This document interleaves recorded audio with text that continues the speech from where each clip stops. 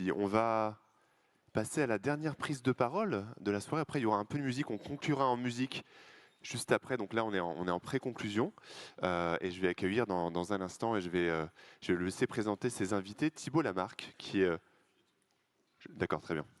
Qui est fondateur de Castelli. Castelli, ils ont un stand au sein de ChangeNow, je ne sais pas si vous l'avez vu, qui lutte contre l'embouteillage plastique. Il y a une tribune qui est sortie récemment pour enfin mettre fin au plastique. Thibault, est-ce que tu es prêt? On est bon? Célia. Ok, la musique se lance. Je donne un micro ici.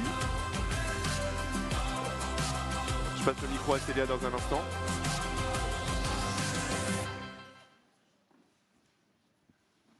Vous pouvez les applaudir. Merci. Merci.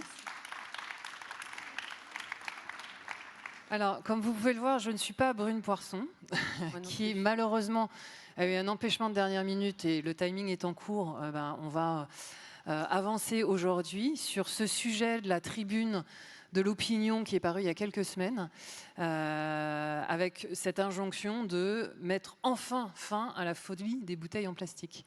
Et j'ai avec moi ce soir, donc je m'appelle Rachel Milutinovic, et j'ai avec moi ce soir Thibault et Célia, que je vais laisser se présenter, deux signataires, deux des nombreux signataires de cette tribune.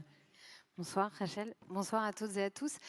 Donc moi je suis Célia Renson, j'ai cofondé il y a 8 ans Réseau Vrac qui depuis l'année dernière est devenu Réseau Vrac et Réemploi, qui fédère les entreprises du secteur de la vente en vrac. Donc on représente plus de 900 entreprises du secteur. Donc on a des producteurs, des transformateurs, on a des magasins et on a aussi tous les opérateurs, ceux qui permettent en fait de distribuer des produits en vrac ou dans des emballages consignés pour réemploi, de les laver, d'équiper les magasins et de permettre aux citoyens et aux citoyennes d'avoir accès à des produits sans emballage jetable. Super, merci. Et Thibault Lamarque, je suis le président et le fondateur de Castelli, qui est, peut-être que vous avez eu l'occasion de goûter l'eau sur le salon. Notre métier, c'est de fabriquer des solutions, des fontaines, des contenants qui permettent d'embouteiller l'eau chez nos clients. C'est des clients B2B, on a 3 types d'acteurs, les hôtels, les restaurants et les entreprises. Et on est une société qui a 13 ans, et depuis 13 ans, on a économisé à peu près 300 millions de bouteilles en plastique, dont la moitié sur les 2 dernières années. Mettre fin à la folie des bouteilles en plastique, c'était l'idée de départ de Castelli. C'est le titre de cette tribune. Thibault, est-ce que tu veux nous parler un peu plus en détail de l'objet de la tribune ? Il y a 4 ans, on a voté une loi, enfin plutôt les députés ont voté une loi ambitieuse, la loi AGEC. Je ne sais pas si vous en avez entendu parler, qui avait été portée par Brune Poirson et Elisabeth Borne. C'était une loi ambitieuse puisqu'elle mettait une date de fin sur le plastique à usage unique. On avait décidé collectivement, le Parlement avait décidé qu'en 2040, il n'y aurait plus de plastique à usage unique, avec un point intermédiaire qui était intéressant, qu'en 2030, on aurait divisé par 2 l'utilisation de bouteilles en plastique ou de plastique à usage unique. Et la mauvaise nouvelle, c'est que 4 ans après, on n'y est pas du tout. On n'y est pas du tout parce qu'en 2022, on n'a pas les chiffres de 2023, mais en 2022, les émissions de bouteilles à usage unique ont grandi, plus 4%. Alors que pour atteindre l'objectif de division par 2 des volumes de bouteilles, je ne sais pas si vous avez l'ordre d'idée, mais on est sur 16 milliards de bouteilles à usage unique en France tous les ans. Et donc, au lieu d'être à moins 15%, qui est la tendance qu'on devrait avoir pour atteindre notre objectif de diviser par 2 ces émissions de bouteilles, on est à plus 4% en 2022. Et voilà, donc là, c'était l'idée de la tribune qui a été signée par Célia, Brune Poirson, Lucie Lucas, qui vient de quitter la tribune, des ONG, donc Surfrider, France Nature Environnement, Zero Waste, des entreprises comme Biocoop, Phoenix, Castelli. L'idée de cette tribune, c'était de mettre finalement le gouvernement face à ses responsabilités et donc de convoquer les parties prenantes et puis peut-être d'interdire un certain nombre de sujets. En tant qu'organisation professionnelle, puisqu'on fédère des entreprises, mais justement pour une consommation plus durable, on a beaucoup participé à la rédaction d'objectifs dans cette fameuse loi AGEC, également aussi dans la loi climat et résilience. Et ce qu'on observe, c'est toujours la même chose, c'est-à-dire qu'on fait des lois, on se dote d'objectifs relativement ambitieux, en tout cas La loi AGEC nous est très enviée à l'international. À chaque fois qu'on se déplace, on nous dit « Ah, vous avez la loi AGEC, c'est formidable, nous, on n'y est pas encore ». En revanche, ce qu'on observe, c'est qu'une fois qu'on a fixé les objectifs, on n'a pas les moyens de les faire appliquer, de les contrôler et d'accompagner la transformation. Et c'est ce qui nous a amené aujourd'hui, 4 ans après, à écrire cette tribune, c'est de se dire, voilà, on s'est donné des objectifs, mais finalement, où on en est? Est-ce que cette loi-là, elle a entraîné une transformation des modèles, ou en fait, on est comme avant, voire pire? Et je pense que le Covid nous a fait aussi beaucoup de mal sur le secteur globalement des emballages, puisque ça a été l'opportunité pour emballer, suremballer et avoir de nouveau recours à de l'usage unique en général. Alors, Célia, tu es très engagée sur cette cause et les 900 entreprises que tu représentes. Quelles actions du gouvernement on attend pour que cette loi AGEC elle soit applicable et appliquée? Alors, il y a une mission d'évaluation de la loi AGEC qui vient de se terminer, à laquelle on a été auditionné 2 fois. Et par les rapporteurs, la députée Véronique Rioton et Stéphane Delautrette, qui vont remettre leur rapport incessamment sous peu. Et nous, les messages qu'on a fait passer, c'est effectivement ceux que je viens de dire. Faisons appliquer la loi, ayons les moyens de son ambition pour véritablement embarquer les entreprises. Une entreprise, elle ne va pas spontanément changer de modèle. Là, les modèles qu'on réclame, que réclame la loi AGEC, c'était quand même, pour donner d'autres exemples, c'était la fin des plastiques à usage unique qui entouraient les fruits et légumes. C'était aussi de développer davantage de vrac. C'était de donner une réduction. Quand on prend sa boisson à emporter dans son mug réutilisable, c'est la fin des plastiques à usage unique en 2040, c'est divisé par 2 le nombre de bouteilles plastiques par rapport à 2018. Donc beaucoup en fait d'éléments qui contraignent les entreprises à changer de modèle. Et le modèle qu'on connaît depuis les années 60, celui où on a mis en place le plastique et on a fait apparaître en fait la grande distribution, les produits de grande consommation et libre service, c'est le plastique à usage unique. C'est le fait d'emballer chacun des produits pour qu'on puisse librement se servir. Et ça, en fait, c'est de l'économie linéaire, puisqu'on extrait des matières premières, on emballe les produits. On a besoin d'emballer les produits. Attention, il faut être attentif là-dessus. Mais ne pas, 1, les suremballer, et 2, on peut se passer de l'usage unique. Donc sortir de ces modèles-là, avec justement des ambitions fortes, mais pour contraindre les entreprises. Et ce qui manque aujourd'hui, ce sont aussi des sanctions, puisqu'on donne des objectifs, et à partir du moment où on sait qu'ils ne vont pas être contrôlés et qu'il n'y a pas de sanctions, eh bien on se rend compte que beaucoup d'entreprises n'y vont pas, ou font des tests, disent que ça ne fonctionne pas, pour justement pouvoir faire machine arrière. C'est ça. Thibaut, sur encourager ou contraindre ou interdire? Moi, je suis entrepreneur parce que j'aime la liberté, mais je pense qu'un entrepreneur, il a besoin d'un cadre strict pour pouvoir innover. Et c'est ça qui nous manque aujourd'hui. Ça veut dire qu'à partir du moment où finalement c'est plus facile de lancer une nouvelle marque d'eau avec moins de plastique, et du plastique qui est entouré de carton, et que ça s'appelle Nouvelle Eau ou New Water, ou je ne sais plus quel est le nom de cette eau qu'on trouve dans les TGV, c'est du greenwashing et c'est pas l'innovation. Parce que si on revient au sujet de la bouteille d'eau, il faut savoir que jusqu'à la Seconde Guerre mondiale, c'était un médicament vendu en pharmacie par le pharmacien du village qui avait une source dans son jardin et qui embouteillait des eaux qu'on appelait ferrugineuses. Et donc ça a été prescrit par le médecin de famille pendant des dizaines d'années. Et c'est l'arrivée de la grande distribution dont parlait Célia tout à l'heure, l'arrivée du plastique, du PET dans les années 60-70, qui ont fait qu'on est passé de quelques dizaines de millions de bouteilles en verre avec une utilisation locale des bouteilles consignées chez le pharmacien, à un marché de masse et de quelques dizaines de millions de bouteilles à 16 milliards de bouteilles à usage unique qui sont finalement que très faiblement recyclées. On sait que dans les grandes villes, à Paris, et là c'est l'ancien de Veolia Environnement qui vous parle, on ne recycle que de l'ordre de 10% les bouteilles en plastique. Ça ne veut pas dire qu'il ne faut pas mettre dans le bac jaune, mais ça veut dire que c'est très difficile de capter le déchet. Et donc le vrai sujet, je pense que ce qui est important aujourd'hui, et c'est un entrepreneur qui le dit, mais c'est important de contraindre. Pour pouvoir innover, on a besoin de contraintes. Dans la préparation de cette intervention, tu as échangé avec Brune. ça devait être rigolo de parler avec une ex-ministre qui est passée de l'autre côté de la barrière. Tu veux nous raconter un peu les messages aussi qu'elle avait envie de faire passer? Alors ça m'a pas fait rigoler quand elle m'a dit il y a une demi-heure qu'elle ne pouvait pas venir, mais ce qu'elle m'a passé 2 messages. Le premier message, quand je lui ai posé la question de pourquoi ça bouge pas, elle m'a dit parce qu'il n'y a pas suffisamment de courage politique. Et c'est vrai que je pense que c'est pas facile d'être un homme politique en 2024, ou un homme ou une femme politique en 2024, mais il y a besoin de courage politique pour porter au bout cette loi et pour appliquer des sanctions dont parlait Célia. La France, on est les spécialistes pour faire des lois sans sanctions. Quel intérêt?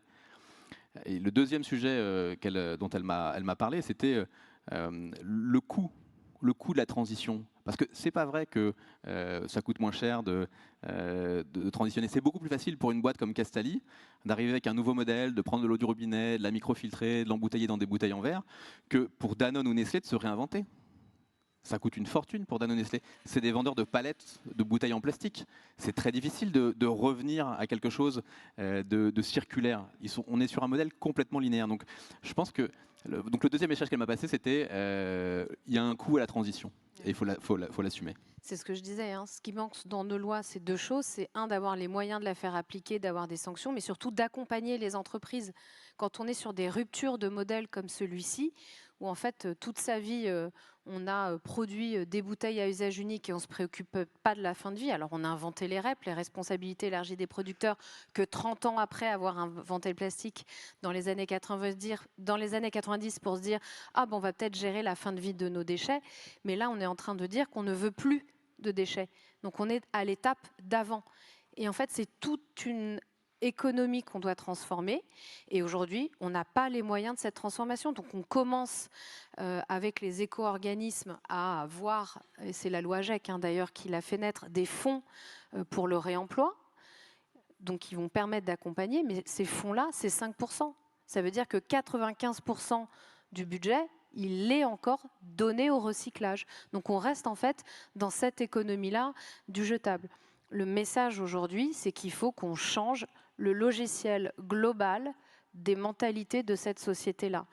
Moi, ça fait 8 ans que je fais ce métier et à chaque fois, je suis ébahie quand on me dit « mais Célia, c'est bien, je trie ». Je me suis dit « mais en fait, il n'a toujours pas compris ce que je faisais ».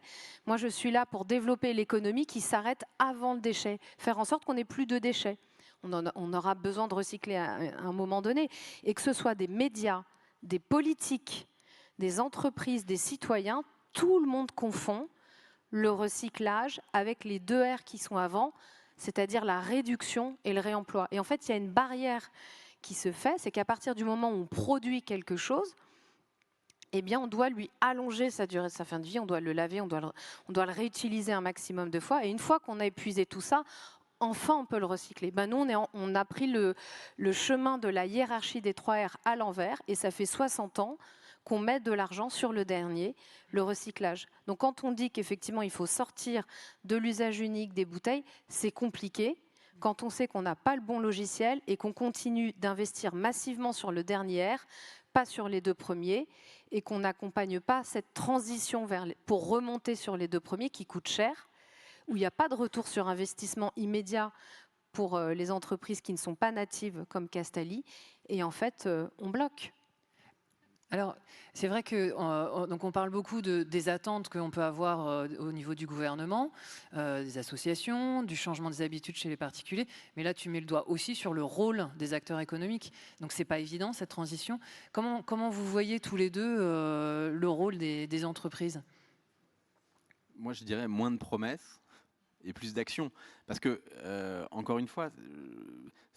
Alors, chez Castalli, on a une expression que j'aime bien qui s'appelle le BSP, le bon sens paysan, où finalement l'économie circulaire, c'est beaucoup de bon sens paysan et c'est finalement revenir à ce qu'on a fait pendant des dizaines ou des centaines d'années. Et je pense que c'est vraiment ça l'enjeu. Aujourd'hui, c'est de déconstruire cette société du tout jetable. Aujourd'hui, une bouteille... D'abord, il manque 30 000 points d'eau dans la rue. D'après les contraintes de la loi AGEC, il manque 30 000 points d'eau pour remplir des gourdes. Il y a un Français sur 2 qui a une gourde, mais c'est pas possible de la remplir. Donc qu'est-ce qu'il fait? Il achète à la boulangerie, chez l'épicier, partout, on trouve partout des bouteilles en plastique. Donc il faut déconstruire ce modèle et je pense que c'est pas évident. Et déconstruire, ça veut dire apporter des solutions, parce que finalement, la personne qui se balade dans la rue et qui cherche de l'eau, s'il n'a pas la solution d'accès, il va continuer à consommer comme d'habitude. Oui, mais c'est deux choses. C'est d'un côté une interdiction, et on le voit là sur les chiffres de la loi AGEC, en tout cas l'absence de performance de cette loi, avec une augmentation des émissions de bouteilles à usage unique, plus 4%. Et donc c'est d'un côté une interdiction. Nous, ce qu'on proposait dans la tribune, et ce qu'on avait proposé dans une même tribune il y a 4 ans, c'était d'interdire les petits formats de bouteilles, parce que c'est une façon très rapide de faire du volume et d'aller taper finalement les bouteilles qui sont le plus émissives en termes de plastique et de carbone. C'est d'un côté une interdiction, et puis de l'autre, les innovateurs arriveront. Mais je pense qu'on a besoin aujourd'hui d'interdiction. Célia ? En tout cas, ce qu'on voit, c'est qu'aujourd'hui, nos entreprises, elles s'étaient préparées pour être au rendez-vous des objectifs de la loi AGEC et accompagner la transformation des entreprises, et que les entreprises qui devaient changer n'ont pas été là. Et donc, on a aujourd'hui pas mal de startups qui se retrouvent en difficulté parce qu'elles manquent de volume pour justement accompagner la transition de l'usage unique vers la réduction et le réemploi. Le consommateur, moi je pars du principe que ce n'est pas à lui de faire l'effort. On est aujourd'hui pris dans un certain nombre d'injonctions contradictoires en permanence. On est dans un mouvement de polycrise qui est très angoissant. On a eu la crise Covid, on a eu la guerre en Ukraine, on a l'inflation, on ne sait pas de quoi demain sera fait. Et puis, on est habitué à commander en ligne, à ce que tout aille vite. Enfin, je veux dire, on est plus 60 ans en arrière. Donc, on doit en fait aider le consommateur à faire cette transition. Et ce sont les entreprises, c'est elles qui mettent sur le marché des produits. Le consommateur, il achète ce qu'on lui donne. Lui, là, ce qu'il veut, c'est l'eau. Il veut de l'eau, il veut boire. Et ben, à nous de faire en sorte qu'il puisse avoir accès à de l'eau, évidemment potable et saine, mais sans emballage jetable. Donc, c'est à nous, entreprises, État, de mettre ça dans les mains du consommateur, et pour que l'effort soit le plus mince possible, parce qu'autrement on n'y arrivera pas. Donc oui, c'est de la responsabilité des entreprises, avec le soutien du gouvernement, donc avec de la volonté politique. Lever les freins au changement et le coût du changement en apportant des solutions qui soient faciles pour le consommateur final. En tout cas, ce qui est sûr, c'est que le plastique, c'est devenu une manne financière absolument phénoménale. Alors, on le voit sur le modèle de la bouteille d'eau, mais on n'a pas parlé du recyclage. Mais pourquoi est-ce que on a un vrai sujet, et Célia en parlait à l'instant, on est sur le tout recyclage, c'est que les collectivités qui captent le déchet en plastique, c'est très rémunérateur. C'est une grosse source de revenus. Donc, je ne sais pas si vous avez entendu parler, mais il y a eu, il y a quelques mois, un sujet sur la consigne pour recyclage, donc, qui est différent de la consigne pour réemploi. Donc là, la consigne pour recyclage, c'est on capte un déchet, on lui donne une valeur, on capte un déchet et on le traite pour le réutiliser. Et donc cette consigne pour recyclage, qui était une des propositions de la loi AGEC, a été rejetée abandonnée par le gouvernement, parce qu'il y a eu un volte-face de toutes les collectivités locales qui vivent de la manne du plastique. Je regarde le timing. Est-ce que vous voulez lancer un appel? Je crois que l'appel, il est clair. Une dernière recommandation, une incitation à l'action. Il y a Célia qui a quelque chose à nous dire. Célia. Alors moi j'en ai une, donc c'est justement pour, je parlais de changer de logiciel, et ça faisait 8 ans que au quotidien, que très souvent les personnes confondent le recyclage et la réduction et le réemploi. Donc demain, je vous invite à nous suivre sur les réseaux sociaux, donc soit sur mon compte LinkedIn ou celui de mon association. On sort avec Le Parisien une campagne de sensibilisation pour justement faire prendre conscience que le recyclage n'est pas le réemploi. Et on va avoir besoin de vos soutiens, parce qu'effectivement, il faut que ça cesse. Et si on veut faire émerger d'autres modèles, le premier niveau, c'est de faire prendre conscience à tout le monde que le recyclage, c'est bien, mais ce n'est pas une fin en soi, qu'il y a 2 autres R avant qui vont nous permettre véritablement d'avoir une pérennité de nos modèles de production et de consommation, donc faire prendre conscience, ça c'est le premier volet. Et le deuxième niveau, c'est de pouvoir le faire exister au quotidien dans nos vies avec un emoji qui sera dédié au réemploi. Donc je vous invite à nous suivre et à partager. C'est un emoji soleil ? Vous découvrirez l'emoji réemploi qu'on propose, mais c'est surtout la symbolique, la philosophie. Faire exister les choses, c'est les représenter. Et quoi de mieux qu'un emoji quand il est quotidiennement utilisé par les institutionnels, par les citoyens, par les entreprises. Vous vous amuserez à regarder les posts.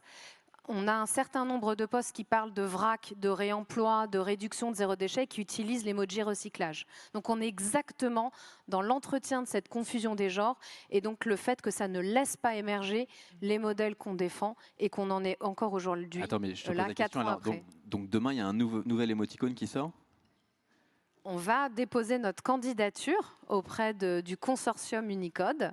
Et ensuite, on espère que cette candidature-là sera soutenue et qu'on verra naître dans nos téléphones un emoji réemploi. Génial, bah, super mot de la fin, on a hâte de découvrir. Merci à tous les deux pour votre engagement.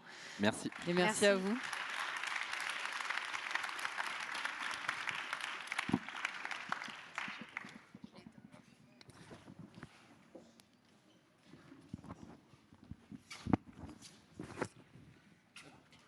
Merci beaucoup à vous trois. Merci beaucoup.